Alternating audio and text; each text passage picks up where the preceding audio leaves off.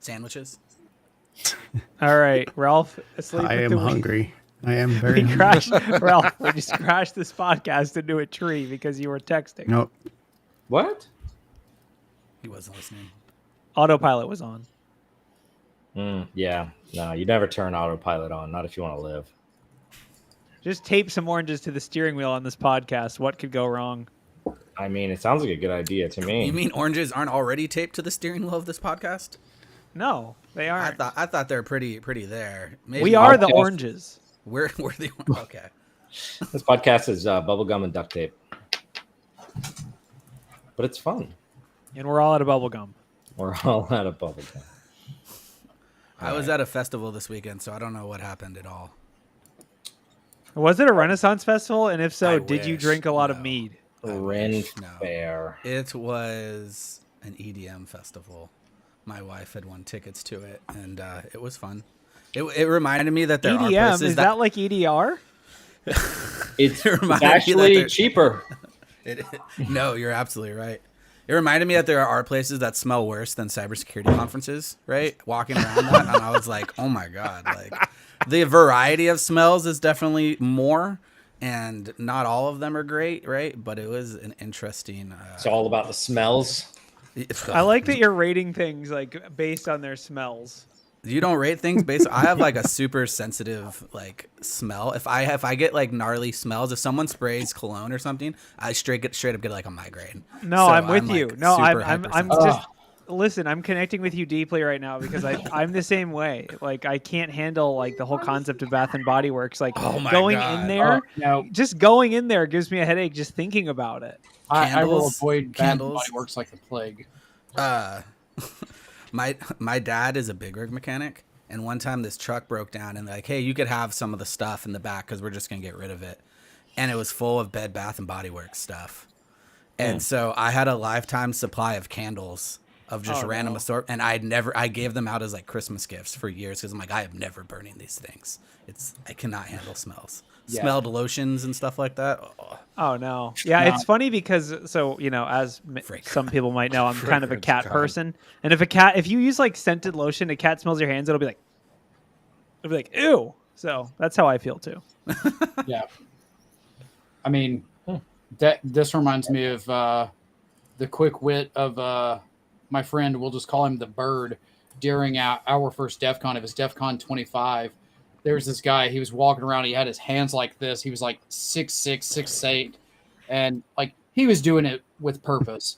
And like we got stuck in an elevator with this guy, and the Bird just looks at him and is like, hey, the hotel doesn't charge you extra to use the shower, right?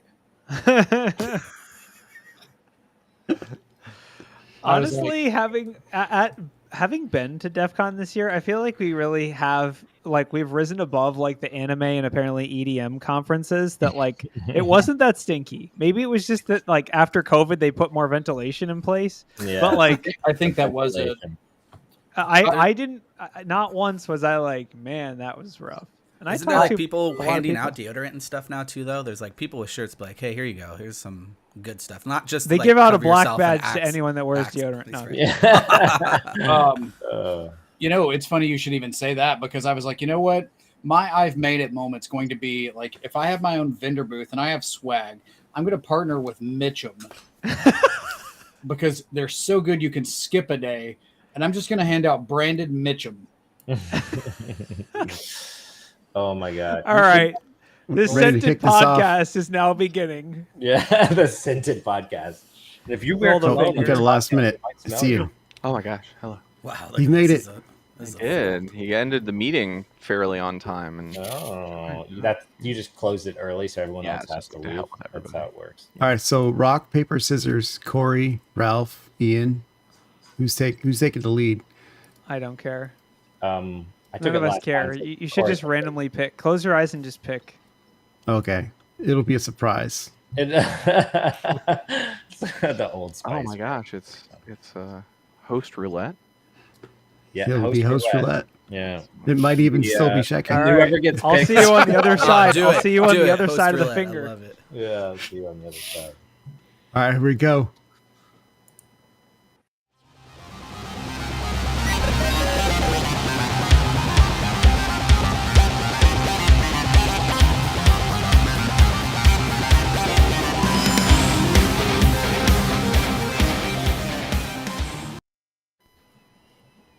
Hello and welcome to Black Hills Information Security Talkin Bout News. It is officially the year 2023, the month, October, the day 2, or the 2nd. We're going to talk about hacks. We're going to talk about breaches. We're going to talk about big whales breaching. We're going to talk about LAPSUS, of course. And everyone's going to have a really hot take on WebP CVSS scores. Right, guys? Right? Yeah. I think there was a perfect 10. Yeah. Raise your hand if you're a perfect 10. I don't know if I'm a perfect 10, but I did love the very close alliteration. I'm like, if it's hot when you pee, you should seek medical advice immediately. If it's web when you pee, you should patch an update. And So preferably not from WebMD with your advice. That's right. yeah, so I won't introduce every host. Look around you. Look to your left. Look to your right. Say hi. No, not you. Oh, wow. Yep, there you go. There's lots of people on the screen. They all have Twitters, Blue Skies, Mastodons, Metas. I don't even know. People have things. Follow them wherever they have them. I feel like I have to call out Troy, though, because he's not really a regular.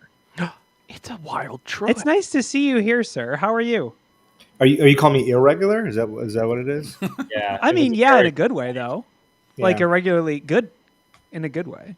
I mean, I really wanted to be here a lot more. It's just the time is not like the best for me, but yeah, I'm glad to be here and let's talk about news and stuff.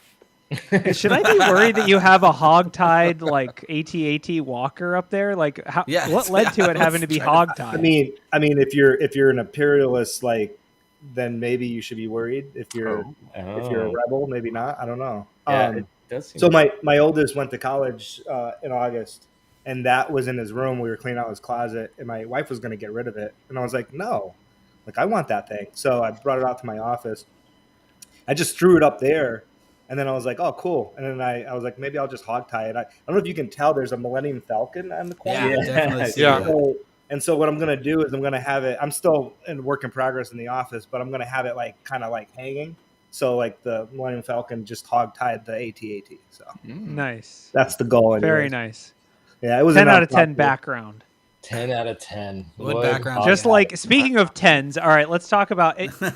There was an email chain at Black Hills, and it came from John Strand. And here's what he said. He said, convene the Council of the 10. We finally have one. And that was the WebP vulnerability. I think it got downgraded, right? It's not actually a 10. Did Is they that right? pay the subscription after finding out they were a perfect 10? They can't do it again? Well, they like self-reported. Maybe that knocks it down a couple points. Or like It was weird. I was actually looking at this before the call, right? Because I was like, there's too much going on. And essentially, Google self-reported it as a 10 for Chrome. And then just like with Log4j, it was like, oh, they found this vulnerability in Minecraft. And then some developers were like, but hold on. That's in the library we all use. And then they went back and looked at it and said, oh, well, this is really the same vulnerability that came out for iMessage, the zero-click that Pegasus malware was using. So they kind of dialed that back, and then they did some, hemming and hawing, and some academics like put a pipe in their mouth, and they were like, yes, 8.8. Quite. Yes. So, okay. So basically, yeah, Ryan just linked it. This is for those that don't have the background. Does anyone want to run through this one? Who's the most expert on this? Because I haven't really deep dived on it that much. Does anyone want to run through this attack or this vulnerability? Yeah. Ralph does. He sounds so reluctant that I want to make. No, I feel like. What about Wade? I feel like Wade's already like. Patched this. I literally say I haven't read any news all weekend, and he's pointed at me. Okay, fine. All right, back to Ralph. All right. Ralph, Here we got go. this. Let me copy paste this into Chat GPT real quick. And then, let me give you like the high level here, right? So from what I read, okay, this is a vulnerability specifically in Chromium-based browsers, right? The thing is this vulnerability affects, I believe, the WebP rendering or whatever of images, right? So WebP is like an image format type, okay? And from what I gathered from the article and the vulnerability is that obviously since Chromium and Chrome are part of Electron applications, this also affected things like Discord and other things like that, right? Basically everything. That's where it gets into everything because Yeah, like someone said, like Ron or Rainer. I don't know. They're a regular, but basically they said it's only Chromium based browsers. ... AKA like everything. Yeah. Like Pretty this much would be so everything Chromium based except browsers would be Chrome, Chromium, It's Opera, everything but every Safari and Edge, Firefox. Yep. Well, everything We're but going back to Firefox. Edge. We're going Also, back to don't Edge. forget about Teams, Discord. Every app now is, I think, 1Password is technically Electron. That's scary. Yeah. Yeah. It's anything with the vulnerable libwebp Yes. library. So the way the attack actually works is it goes through and it leverages this lossless compression format that is used for WebP, and it uses it starts with an H, like Hoffman algorithm or Hoffman cipher. I have to look it up real quick, but basically it does a As whole you can see, Ian actually works for the NSA. That's true. Yeah. I don't know why my wife is calling me while she knows I'm on a thing, but anyway. I told her. I know. She wanted to be a guest today. Hold on, I'll call her back. Huffman decoding. Yes, thank you. Huffman decoding. Thank you, Hackchar. So, Huffman decoding. It goes through and makes a bunch of references to go through and say how many symbols are inside this file, and uses it to either make it smaller because you don't need that detail, or make it bigger and be able to reference and expand. Almost think like an SVG file as to how the vectors can just keep getting bigger and bigger. No loss.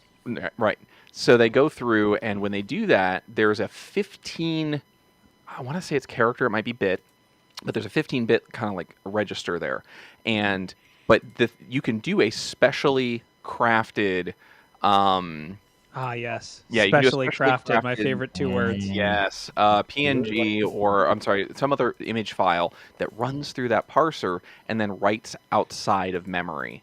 It's a heap buffer overflow. We all love heaps. Yeah. And So heaps I gotta look.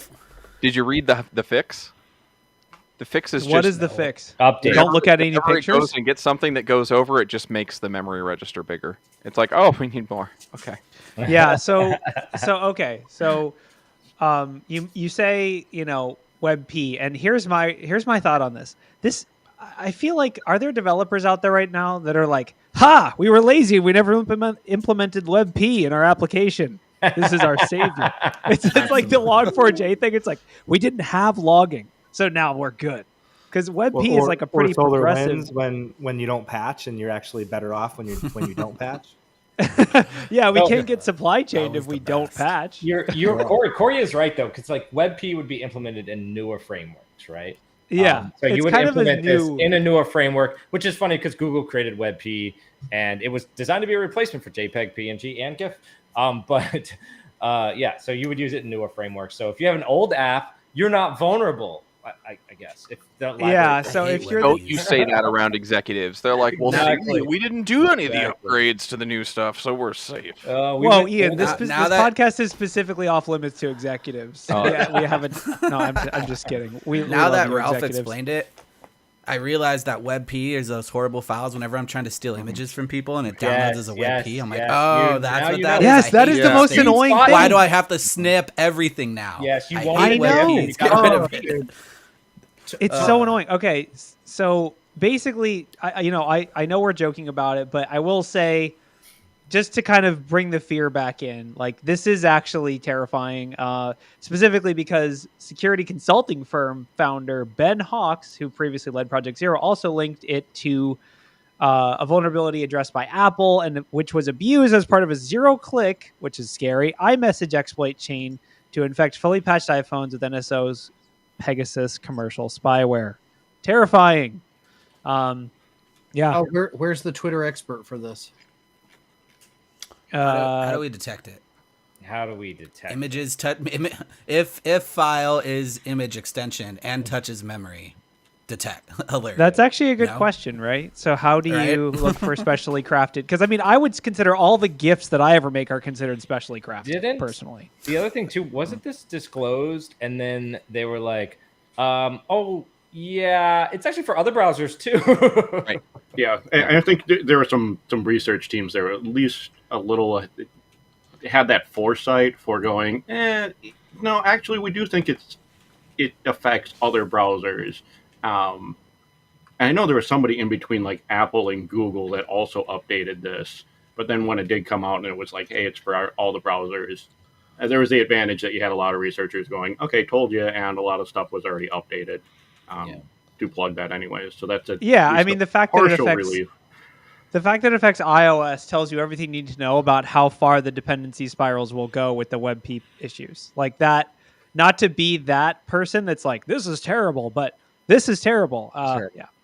It's not even the iOS that I worry about. And literally when this vulnerability hit, before I came to Black Hills, I had a small vulnerability management team for a multi-billion-dollar company. And when these types of things came up, it created weeks, months of work to determine which applications are using this library, which applications do we need to upgrade, what have our vendors said, like that. But the thing that makes it the most scary to me, like I was like twitching for my old team. The thing that makes it the most scary is in a lot of organizations, they limit how quickly you can update the browser because so many critical applications now, they'll say, well, we're going to stay 2 revisions behind on Chrome, or we're going to stay 2 revisions behind while we take it through dev, QA, test, because our web apps run in those browsers. The users don't want to update too because then they get to lose all their browser tabs, man. That's fair. It opens them as long as you're not in incognito. It saves them. Come on, man! You ruined the joke. Don't worry. Maybe you only use incognito mode, but I only use incognito. With 17. All right. Well, I think. Does anyone else have any final comments on this? Does it have a cool name? Can we just coin one real quick? I think we should call it like Master P. Yeah. That was perfect. All right, thanks. That's why we invite Joe to the show, so we can just coin terms whenever needed. So perfect. I do like Sarsaparillas got a comment here. I think I could block WebP at the firewall level. Maybe a next-gen firewall where it's actually doing deep packet inspection. You could look, but from my understanding, no one's published a signature for what these well-crafted WebP files look like. So I mean, literally, you'd be looking for anything that's WebP, and then you just might as well unplug the internet. Yeah, there's no proof of concept out there to run it. So that's what I was going to ask next. I haven't had time to dig into it, but one of our customers asked, like, "Are you guys hacking with this yet?" And I was like, I'm not. Like, I don't know if anyone else is, but is there like any weaponized code? He demonstrated in a lab, but I don't think anybody's released proof of concept. Yeah, but Van Eck freaking was also demonstrated in a lab, and I never did that to any of our customers. Amateur. Facts. Amateur. Loser. I thought you were a hacker. You're a actually, on the website, there's we mentioned a lot of things that are using the WebP vulnerability, but there's one that can have, should I say, dire outcomes, and that's Signal. Honestly, like obviously getting to iOS, being across all the browsers, because Firefox is listed here as well. Password managers, even for like the OSINT privacy nuts, the people that make me look like I post everything publicly, the people like Michael Basil and those who adhere to extreme privacy. A lot of the stuff that's on this list falls within their framework, and getting your browser popped, okay, yeah, that's one thing. Getting Signal popped is a way bigger problem. And then obviously with 1Password, the only thing that's left within the triumvirate of privacy of things like that me personally, I would hold sacred would be the VPN. And I mean, I'm not going to hold my breath that something within various commercial VPNs may not use the library. So, yeah. Yeah, and I think a few people in chat were asking about, browser sandboxing and chaining and things. I think, not that I'm like an expert researcher on this, but I think it's safe to say that pretty much any attack that utilizes this flaw is going to be chained with other vulnerabilities. So, like the fact that NSO Group is using it to install Pegasus, that's going to be chained with other 0 days. We already called out, or other vulnerabilities. We already called out the example that a researcher mentioned, chaining it with an iMessage, that combined with browser escape or sandbox escape, combined with, data harvesting and whatever. It's going to be chained, which I guess should make you feel a little bit less terrified. But it's also scary because the image processing library, you don't have a lot of control over what images your library, like, this is a watering hole attack like from hell, right? Like this is, I can message you an image and you didn't necessarily decide to receive the image, or maybe I can just host an image on a website, or like there's so many different ways in which I can force you to process an image. So that's why it's scary. Even though it'd have to be changed with other flaws, it's pretty easy to induce the exploit. So yeah, and I don't think there are public. Someone mentioned, oh, if it's a perfect 10, that means it has a public exploit. That's probably true, which might be part of the reason why they knocked it down to an 8.8. But and something else. I think another big. Oh, go ahead. A couple of mitigations here, honestly. Like some of you know, I'm a huge fan of using a Pi-hole. I mean, you can block anything with the extension WebP. That way, set up your detection rules as well. But then, I would also say, from a precautionary perspective, if you have the ability to stop images from loading as previews or anything else, that right there could probably save your skin. Dude, you just brought up a really good point. Like anyone who's running Exchange servers or Mimecast or Proofpoint should really be talking to folks about turning off automatic preview of any sort of imaging. Yeah. Well, that's been used for tracking for years, right? That's like a privacy concern. A lot of the emails don't allow it. Yeah, I mean, I've been at companies though where they do by default like block it for certain users, but for others they don't, and just be like, hey, until we know what's going on, no picture. So interesting that you and tell us what happens. Yeah, well, I think that up, Ian. Interesting that you bring that up, because that leads into something that I've actually noticed out there, which is the QR code or quishing stuff that's been going on, which is embedded, and those are embedded images. Now, I've got my Outlook set up where I'm not supposed to get any images previewed, yet those are still coming through. Right. So I've tested it. So there is a way of going ahead and getting around that do not display somewhere.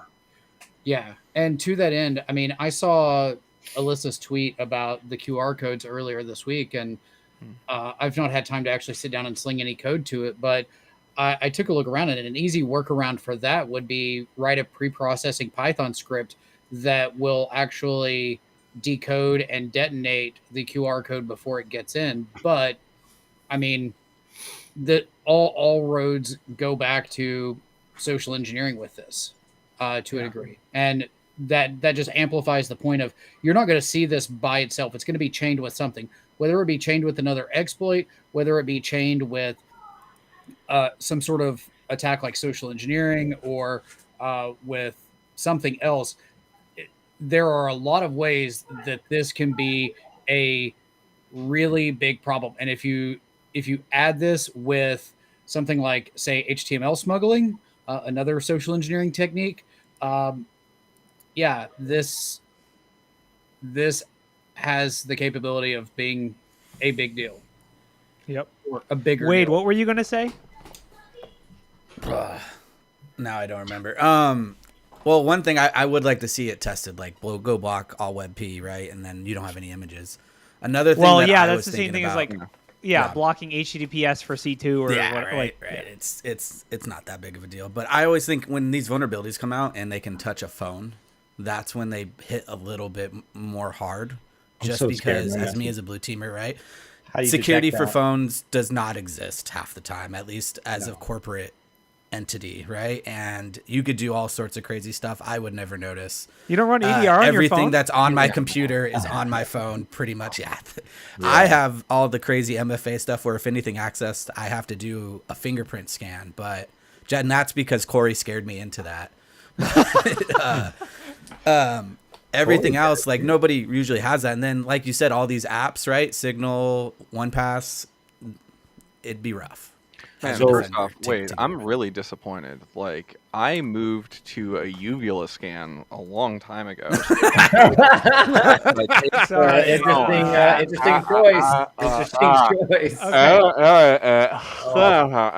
actually it missed the scan. Yeah. So there is what you could do is you could surgically embed an NFC chip in the back of your throat. So when you do that, it reads off the top of the iPhone. So. Can we talk about another perfect 10? Yeah, go for it. There is another perfect 10, supposedly. You guys remember Move It? that company. Nah, never heard of it. Yeah, so this is a new vulnerability, but it's from the same company, so it's like a friend of a friend, right? So Another Progress, right? They had 2 CVEs that came out, and it has to do with the WS FTP server that they sell as a separate product, and they were tracking 2 CVEs. One of them, a maximum 10 out of 10 severity, and allowed unauthenticated attackers to execute remote codes after successful exploitation of the .NET deserialization vulnerability and the ad hoc transfer module. So okay, if you have move it better be behind. Absolutely. If you have anything from Progress, Progress, move it. Listen, Yes. this is this is not move it. This is not move it. This is another product that they Yes. sell, which is WSFTP, which has been around for a long time. Okay. Additionally, Just take all their products and hide them. Yes. Additionally to that product to that CVE, which was remote command execution, there was a second critical vulnerability, which is directory transversal vulnerability. So you could go outside of the WSFTP path. So this is okay. I know everyone else is probably thinking very negatively on process software or progress software, whatever they're called right now. Like they're about to get yanked out of every environment. Yeah. But I will say No, they're this. not. Well, that's They're true. not. But I will say this. Reasons. So okay, Everyone's setting this up solar is winds self. to remove it. Correct me if I'm wrong, but this. I guess now that I'm reading it, I'm like, maybe I shouldn't say this, but I have to give them credit for like they got beaten down once, and then they probably were like, let's look around. How bad is our code base? Like it's like the guy from wait, this was It's Zoom. It's like I have the worst developers. Like how like they're like you can't be exploited twice with the same CVE. But yeah, no. exploit me once, shame on you. Exploit me twice, can't exploit me again. Yeah, like so. I mean, oof. I mean, it's tough. Like this yeah. It's similar to what happened to Zoom during COVID, right? Everybody looked at Zoom. Zoom is like, oh my God, look at all these vulnerabilities. Try to fix it. So everyone there, they have the Eye of Sauron on them right now. Yeah, and it looks they like have the maybe Eye they of should. Sauron. So Yeah. I will mean- say, like, I was on another podcast earlier. Yes, I've been cheating on all of you. Oh my God. Basically, one thing we talked about is that like the Clop ransomware group went after other file transfer appliances first. So like, I feel like Progress Software should have been like, that's weird. They're exploiting file transfer appliances. We should probably get a pen test. I don't know. Like, I mean, call me crazy, but. At a minimum, maybe they should just start dropping their source code into ChatGPT and say, improve this. That's true. That's true. Here's what it would do. Parameterized SQL. That would fix the move it vulnerability. Right. Hey, Yeah. we put the security thing in and our code got faster. Crazy, right? Ooh. Yeah, I mean, It's not a feature, it's a vulnerability. That's true. yeah. So I don't. this does come along like the things that we've seen in the past. I can think of a couple of big companies. Adobe was one where they were just getting like beat up for a while, right? As soon as there's like blood in the water, everyone's like, all right, let's go find everything we possibly can. So going back to Corey's point, is everyone going to dump this? Well, for 2 reasons, most likely not. One is because they already have an environment. It's going to cost way too much money to get it out. Number 2 is they are moving that direction, but we might see a lot more exploits in the future to get more secure, right? So. Right. The reason I laughed so hard when it was like, oh, if you're not getting this out of your environment, those tools from Progress, those file movement tools in big enterprises are the glue that It's holds them everywhere. together. Because we actually did several IRs with the Move It stuff, and they had to shut down the web interface until they had things under control. But for this FTP service, there was some customers who were saying, well, that's not affected, so we're okay here because that's mission critical stuff. We can't let that go down. And they have hundreds of customers that have been using this stuff forever. So it's not just as easy as just ripping it out. They're like literally their business depends on the ability to host this. So yeah, and I can back that up. Like looking at the CLOP data set, of which I have about 230 companies that I've been looking at, the way in which each individual company is using this Move It product was so varied. Like some people were using it for HR, other people were using it for like internal memos or things. Other people were using it for like customer data exchange, Yeah, or like financial report transactions, or like one airline is using it for like exchanging their requirements with It's the pretty FAA. bad when the attackers are like, we're not notifying customers. We have all your data. You come to us. Yes. Like they had so much data, So- right? Yeah. It was like a pinata. You just exploited it and you didn't know what you got. You just like blah. I was like, all No, right, we yeah, looked on data's their in here. boards. Totally. Hey, That's a great yeah. analogy. 100%. The only bad thing here is that this vulnerability was discovered by external researchers. I was going to ask. Yeah, it was. Yeah. It was. It's It was a researcher at Asset Note, the Asset security Note, which company is that an- you haven't heard of until now. until now, exactly. Anyways, so listen, you know what? They're doing good. They disclosed it and they're making patches. It's all better, guys. Everything's fine. I will say, like, one of the ironic things is that, like, the data says that there's about 2,900 hosts running this. Is it the same 2,900 hosts that Yeah. were move it? Like, seriously, guys? Like, didn't learn? WFTP is good though. It's still good. We're fine. It's So- the same host. It's like these ransomware groups are like, yeah, so there's this group of 3,000 companies. They're clients of this company. Yeah. That's our Exactly main what I was just target. gonna say. That's it's our not- vertical. It's not even a count of systems. They just know that Progress has 2,900 customers. That's happening here.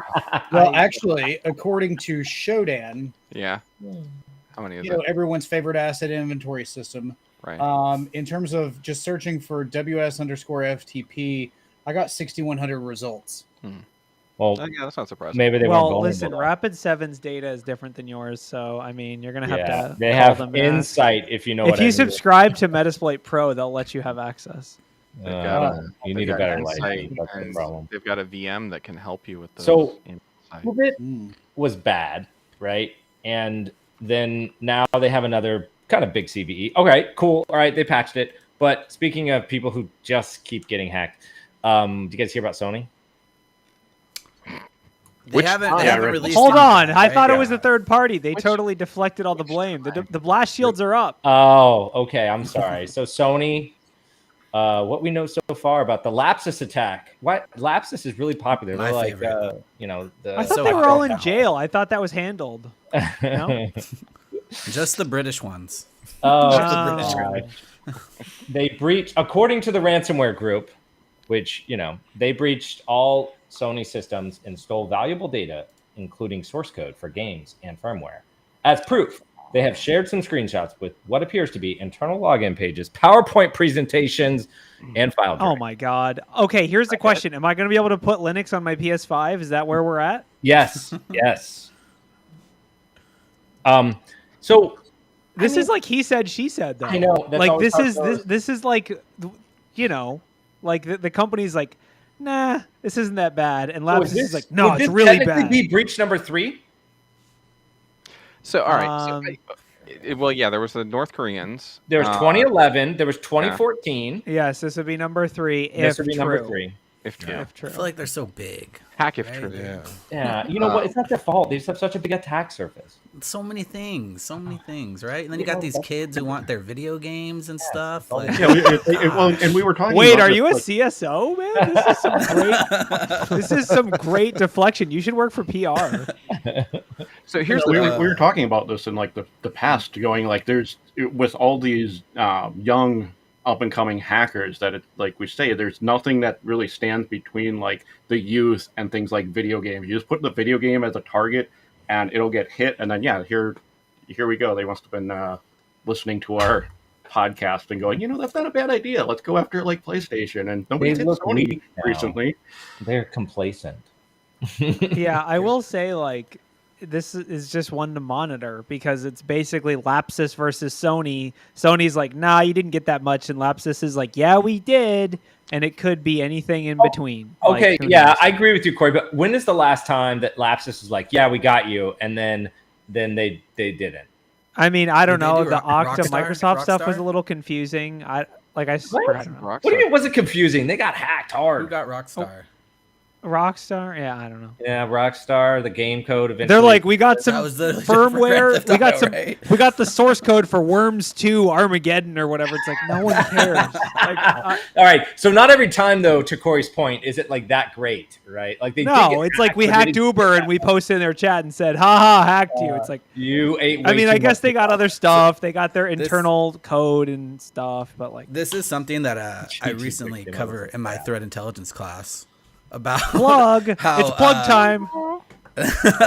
No, but like how like the traditional threat actors, right, are nation states, people for money, and then like hacktivists or terrorists, whatever you want to call them. But my favorite is the ones who do it for fun, the lols, right? The people just going out there and hacking shit like that. Like people don't think these kids are a big target or a big menace, like Alex was saying, but it's something. It's really easy to pitch this to CISOs or higher ups. We need more money because even kids can hack Sony.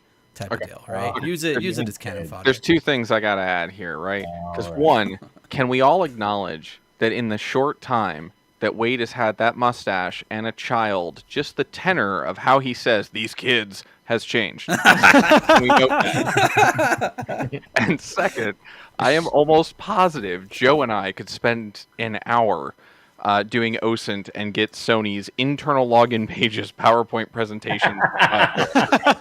Like, Hey, anything. Ian, let's set a timer and let's do a live demo at the Wild West Hacking Fest. Okay, And, while you're at it, Ralph will also call their help desk and get all their MFA policies. I mean, we could always have that an unsanctioned TraceLab side quest. Unsanctioned. That's how you know it's good. Oh wait, I heard nothing. Alex I is hear in nothing. too, right, Like, Alex? wait, what? Well, no, I'm saying it's an unsanctioned side quest, so we can recruit Beluv into helping us too. Yeah, sure. If it's unsanctioned, off the books, not wearing any swag. This Wow. is Black Ops. It's totally We're okay. at West Hacking Fest getting- Black Op now. Just I put know, the we're getting webcam into on the Talkin hacker Bout here. dummy, and they'll know who did it. Well, no. This one isn't staying False on flag YouTube, just so operation. everybody knows. Oh Right. my Our God. lawyers have advised us to take this down. So speaking of good ideas or bad ideas, did you guys see the Fort Lauderdale?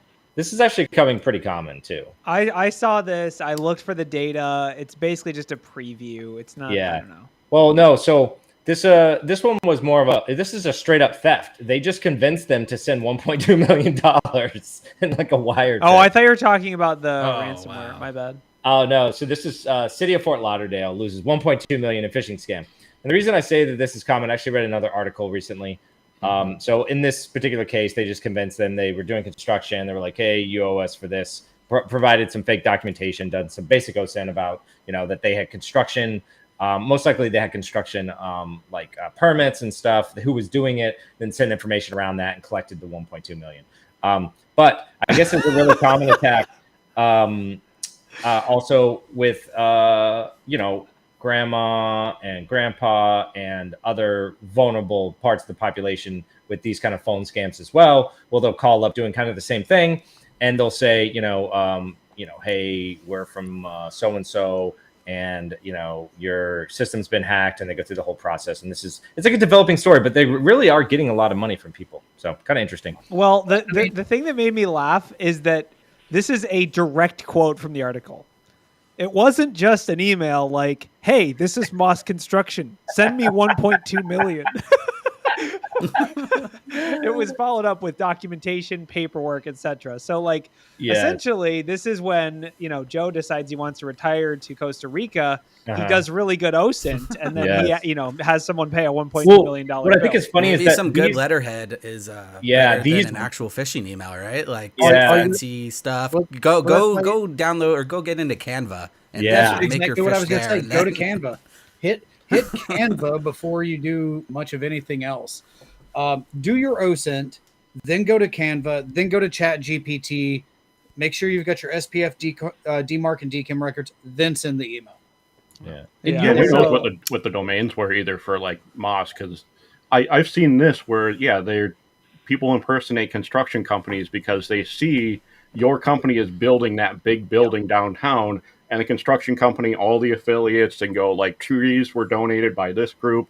Adversary. I'm like, they can just drive by your new construction and go, okay, here are like 7 companies that I can build a campaign around.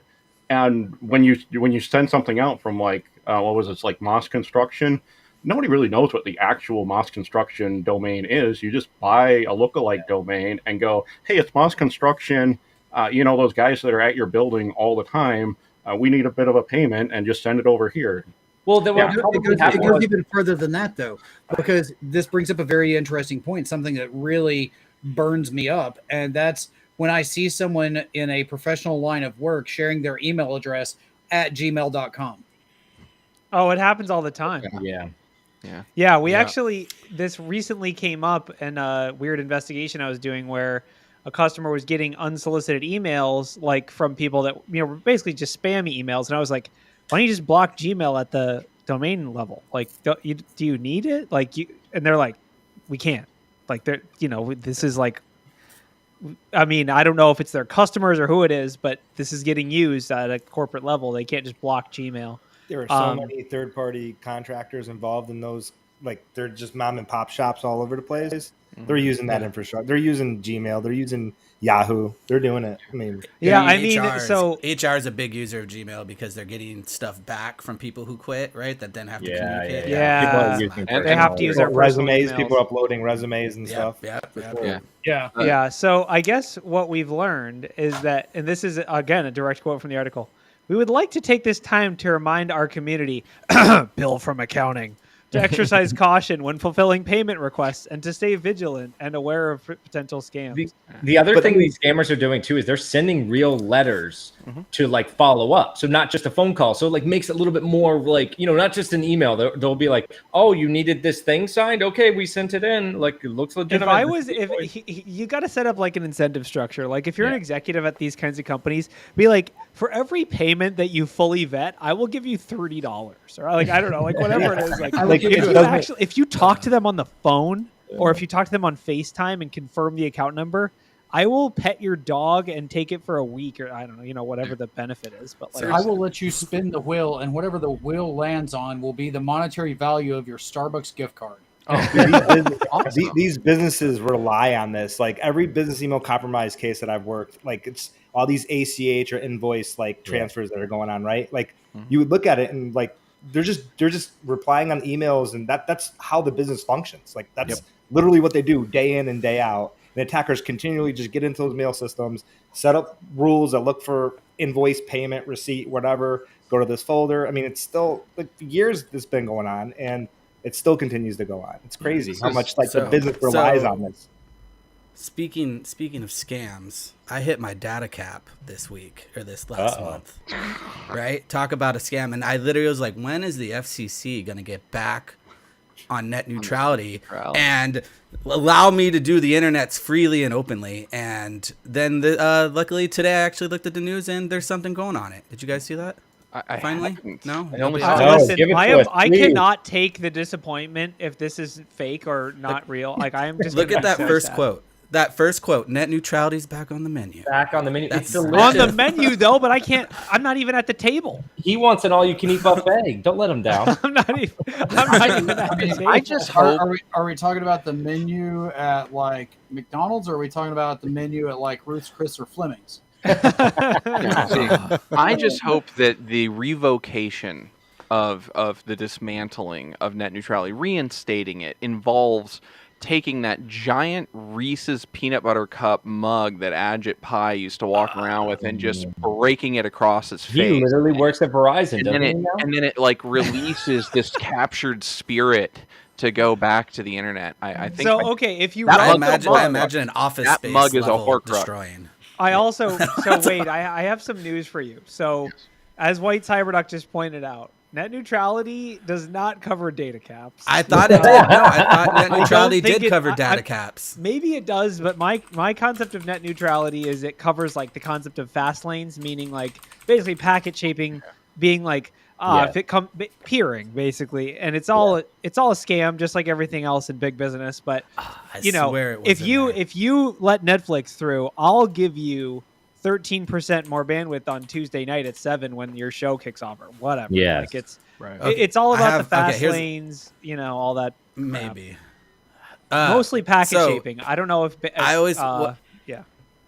What about, okay, so you know how airplanes let you like text message or use certain messages if you connect to their Wi-Fi? It's like only certain ones. Yeah. Does that technically Port break net 3128 neutrality? TCP. What? Right? Like, does that break net neutrality? Because they let you use Facebook Messenger, but you can't use Signal. Like, is that against net No, neutrality? that's just called outbound egress filtering.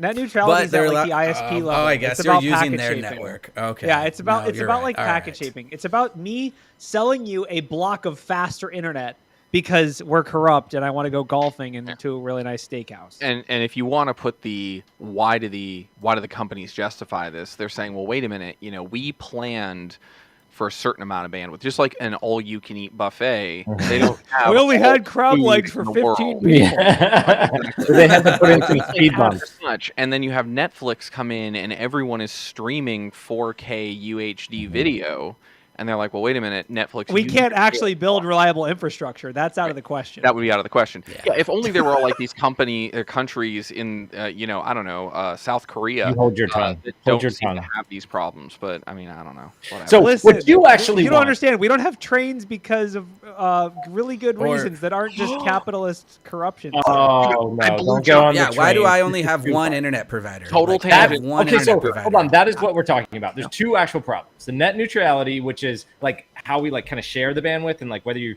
should Net get slowed neutrality down. equals corruption of the internet. Yes. All right. So that's at the high side. So that's at like all the big peers, right? So we're talking like the level Comcast. 3s and all your backbone, right? Internet connections, right? But what you're more worried about is at the ISP. And so the two issues there is one, you usually mostly have like a monopoly in your area, right? And so that's how they're able to charge you data caps. If they had competition, then most likely they wouldn't be able to do that if the competition was also laying down fiber or something else. Right. So you have the old established cable companies which came into cities, and what they did is they said, "Hey, we'll put in cable, but we're the only ones that can be in this whole town." Well, the town's like, cool. well, hold on, because what they actually did was they said, "Hey, government, we need billions of dollars Yes. to put in cable." Then they Yes. did, and they Yeah. were like, "Oh, but you never said to actually turn it on." So we Yeah. have a bunch of dark fiber. Dark fiber. Yeah. Oh, well, that comes into a whole nother thing. But what you really want is you want municipal fiber, right? So fiber that's ran by the city, something similar to like power, where it's not free, right? It's just not. Whoa, what are you, a communist? Maybe Power Where You Live, Power Yeah. Where I Oh my Live is owned by a God. private No, what you organization, really- Monopoly. No, for real, yeah, that is well, actually what it's- you want. And I it's been thought so bad it certain was in places. There are America. many news stories of people just starting their own ISP. ISPs, yes, they will start their own ISPs, yeah, and they've actually won government contracts, which big companies will steal the money from, not really do anything, and be like, "Well, we tried," and they'll win those contracts and actually get high-speed internet to these communities. This is personally relevant to me. I'd like to just publicly disclose on the show, I do not have fiber to the home, and I recently got a quote from Comcast to get fiber to the home, and it was $11,000. Yeah. And they would cover the first $4,000. I mean, There isn't is that nice of literally a them? guy who's And laying they cold even pipe. say in the email, they say, just so you know, costs can run up to $100,000. It's like, who's going to sign up for this? Who's going to be like, yeah, oh, fiber to the home. Oh, and by the way, it's $2,000 install fee and $350 a month. So that's where So- I'm at. so And I live in a was, city. Anyway. So like I was hitting weird data caps, and I thought that my internet provider was like throttling me because supposedly I had 50 up, and I'm like, why do I keep lagging? Like I was lagging on the news over and over again for like weeks, and then I figured out I had a bad Ethernet cable going from my computer to my router. Oh, God. I want to go back to Now I'm quick. So, Corey, you brought something up, and I about exploded wanting to go on a tangent. When I was in Poland, John Bevers and I were walking around. You mentioned, why don't we have trains, right? And this is the whole thing about GM and a bunch of other Oh, companies. yeah. Jaywalking is a made up crime, blah, blah, blah. Right, all that good stuff. Right, so GM, through like a shadow company, basically marketed and bought up all the like the red car and the cable cars and the busing companies and all that to promote Americans buying automobiles. And I about blew John Evers' mind when I go, yeah, that's a central point to the movie Who Framed Roger Rabbit. Yep.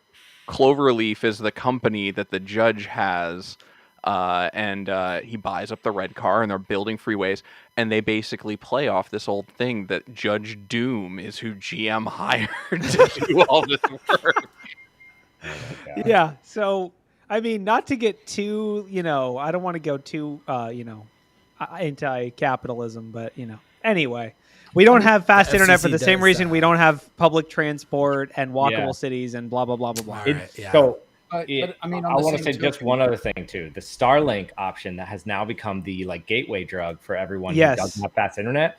It's wild because, simply put, Elon was able to do this because he won the contract for the government to actually build the rockets to send it up. So it's really expensive to launch satellites, but when you own the rockets, you can do it really cheap. And so they were trying to find something to use these rockets for besides just the astronauts that were going to pay to go onto it, which are the only people that would pay for these rides, except for unless you're like a billionaire and you want to ride up in like a balls type craft. Anyways, so they started launching off the Starlink, and that was just a way to subsidize the cost ipso facto, because the internet's so bad in America, satellite is our only way out. And I will say, I do think ISPs are also under a decent amount of pressure, not just from Starlink, but also like 5G internet is happening. Yeah. Like I can get 5G internet with no data caps. It's not very fast, but most people don't care, and it doesn't matter. So like it's going to kill cable. I genuinely think.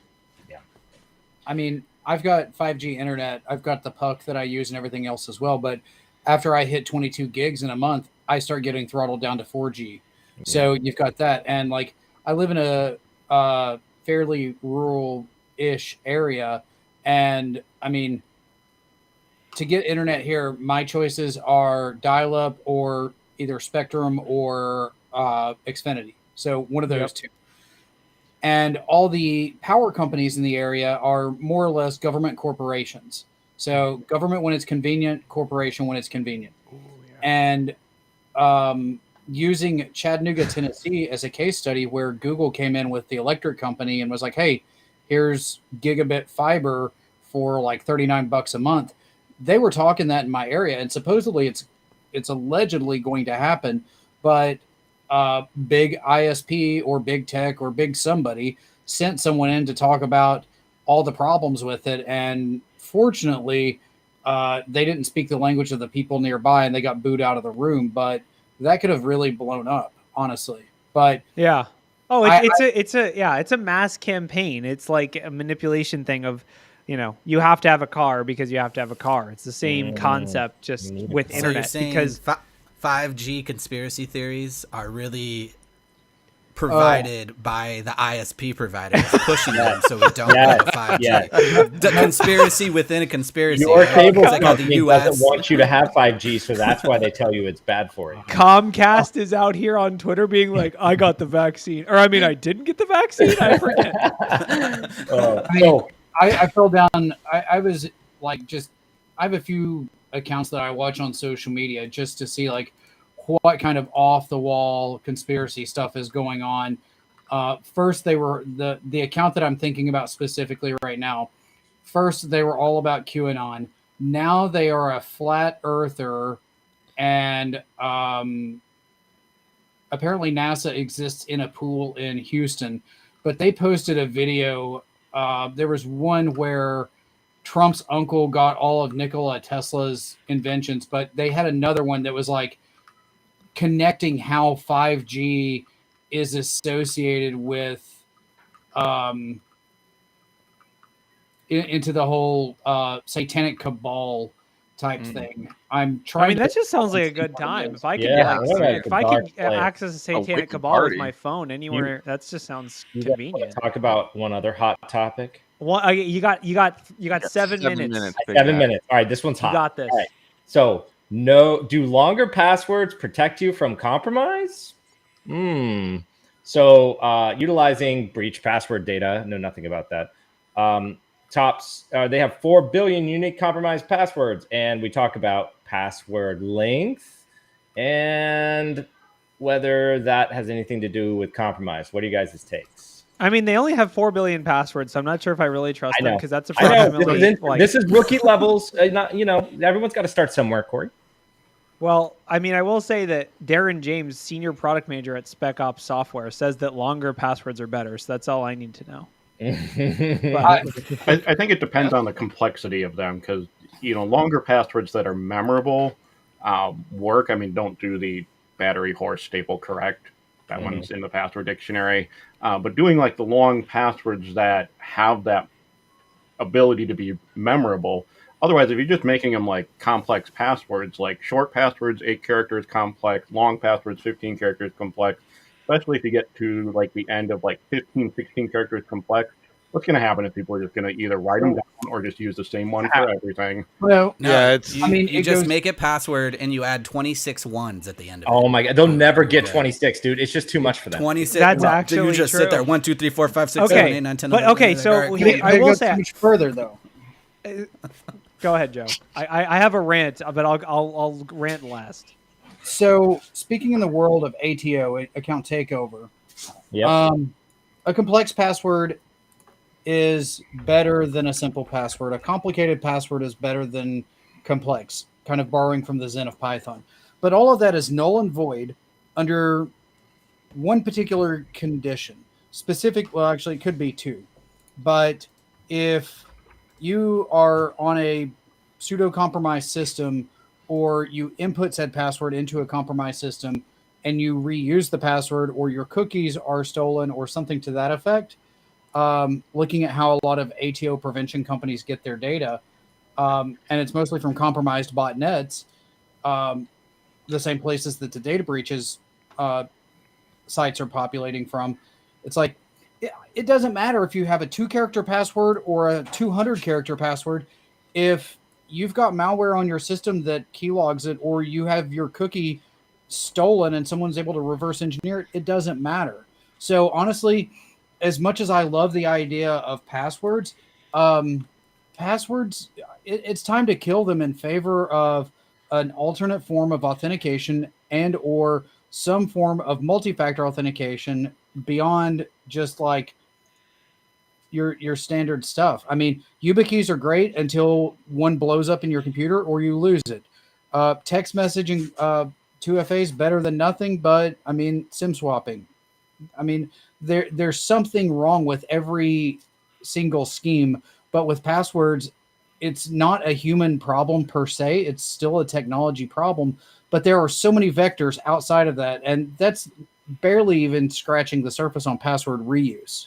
Yeah. I gave the So answer my- earlier. UBIS-based authentication. My rant is similar but slightly different, which is, Unicode. first of all, as Joe said, account takeover. When we talk about it on this show, when is the last time we talked about a breach that originated from a cracked password? Does anyone remember? I don't. No, that's a good It point. doesn't happen. I mean, password, like, here's how threat actors are doing it. They're getting into your Okta access server and just siphoning off the passwords from social engineering, or they're capturing your password from malware, like Joe said, or they're capturing your cookies. And guess what? If I have your cookies, I don't need your password because I am you. Or, a thousand other attacks. Passwords matter, but once passwords matter, you're already some form of compromise, probably. Like, we're talking internal pen testing. We're talking service account passwords. Like, they do matter, but they matter not necessarily in length, but in controls and like access to them. Like, if I am able to Kerberos and crack your internal domain for your, domain admin has an 8-character password, okay, that's a problem. But there's a lot of other problems probably for me to be able to get to that point where it doesn't actually and not to mention API keys, IAM roles. Like, if you look at the Clop ransomware group's MO, what is the first thing they do when they compromise a host? It's not look for passwords. It's they look at the roles on the host and see what that grants them access to from like a network access, like Azure Storage Blobs, S3 buckets, etc. It's about keys, not about passwords. And also, like, Joe said, when I'm looking through Stealer log data, which we index a decent amount of it for our customers and for prevention purposes, I can pull the data. I mean, it doesn't matter how long it is. The information stealer is going to pull it and decrypt it straight. So it doesn't matter. Basically, we do need to move into a world where we're not talking so much about passwords, but they do come up. I mean, they always do. Your pet's retina photo. Dude, nobody will get it because they don't have your pet. You know what I mean? You just can imagine just chasing your cat around the house, like, come here, gotta log in, get over here. God, I have to work today. Yeah. Well, no, if you've got a cat, it's really easy because all you have to have is a laser pointer. Right, just bring him over. Do you think it's like thinking about defense in depth, right? Like having that password. Like I completely agree with the whole statement, but I also wonder if no one just reports on looking for those cracked passwords ever. because it's so minute and it's so everyone's going to do it anyways because it's so automated nowadays, right? It's kind of like a biased where we expect it and it probably is happening, and it's honestly an easy defense mechanism to put in that you should already have. You should assume all your passwords are compromised. Yeah, just whatever your organization is, assume all your passwords are compromised and go from there. MFA, protections. Actually, you know what? I do want to bounce on something here because you asked the question, when's the last time that we saw something about a password? In fact, the last time I was on Talking About News when we were talking about Microsoft having to move some of their stuff out of dev, out of the dev environment, where someone was able to get their master key on that. Mm-hmm. That wasn't password based though. That was it was technically, I believe, a certificate. It was a memory dump obtained from a user's personal Oh, I wanted to think the user itself got popped because of passwords, but I don't think so. I think I mean, that's a good question. Maybe someone in the audience knows. It was a memory dump of a server that was left around unintentionally on someone's personal computer or someone's work computer. That was my understanding. Corey, also, we do find passwords from breaches that are still good on active environments, right? So like they do get us into but we didn't. The length of them is irrelevant. That's my point. Yes, no, the length of the password is irrelevant. And so I guess this is my question for everyone else then. What do you guys think is the best way to prevent like the spread, right? So like if some site that you have no control over gets compromised, what's the best way to prevent that from affecting? Well, password reuse is a problem, but the thing is, you should assume your employees' passwords are compromised, and you should have MFA and alerts.